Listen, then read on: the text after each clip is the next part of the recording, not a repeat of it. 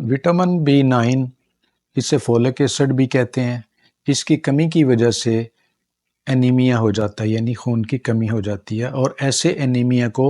Vitamin B9 deficiency کہتے ہیں۔ جب یہ انیمیا ہو جاتا ہے تو CBC کی رپورٹ یعنی بلڈ کی جو رپورٹ ہوتی ہے اس میں RBCs کم ہوتے ہیں، تھکاوٹ ہوتی ہے اور مریض کمزوری محسوس کرتا ہے، اس کا رنگ پیلا پڑ جاتا ہے، سانس اس کی تیز ہو جاتی ہے، چکر آتے ہیں، اس کو اریٹیبلٹی ہوتی ہے، دل کی دھڑکن تیز ہو جاتی ہے، زبان سوج جاتی ہے اور اس کی یادداشت کم ہو جاتی ہے، اسے کنفیوژن ہوتی ہے، کنسنٹریشن نہیں ہوتی، کسی بات پر توجہ نہیں دے سکتا، سر درد ہوتا ہے، ہاتھ پاؤں سن ہو جاتے ہیں، نمنیس ہوتی ہے اور ٹنگلنگ یعنی جھنجھناہٹ ہوتی ہے، اسے متلی ہوتی ہے، بھوک کم ہو جاتی ہے اور اسہال بھی لگ سکتے ہیں اور اس کے زخم اتنی جلدی ٹھیک نہیں ہوتے۔ اگر اس بیماری کا بر وقت علاج نہ کیا جائے تو پھر مزید پیچیدگیاں پیدا ہو سکتی ہیں اور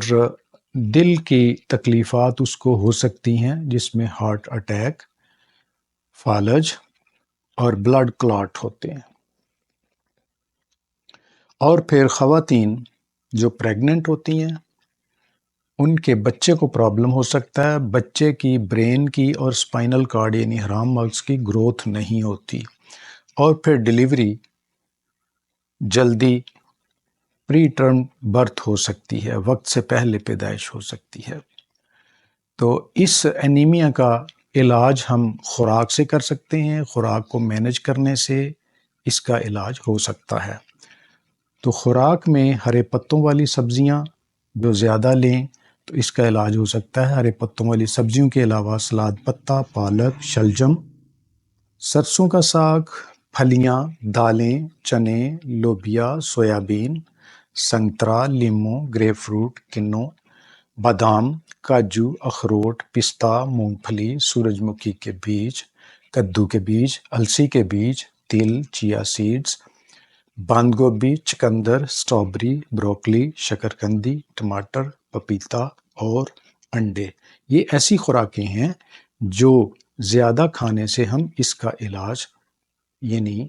وٹامن B9 ڈیفیشنسی انیمیا کا علاج ہم خود کر سکتے ہیں۔